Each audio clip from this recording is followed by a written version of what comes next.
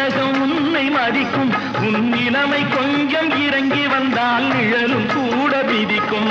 மதியாதார் தலைவாசல் மிதிக்காதே என்று மானமுள்ள மனிதனுக்கு அவ்வை சொன்னது. அது அவ்வை சொன்னது, அதில் அர்த்தம் உள்ளது. பரமசிவன் கழுத்தில் இருந்து பாம்பு கேட்டது, கருடா சௌக்கியமா?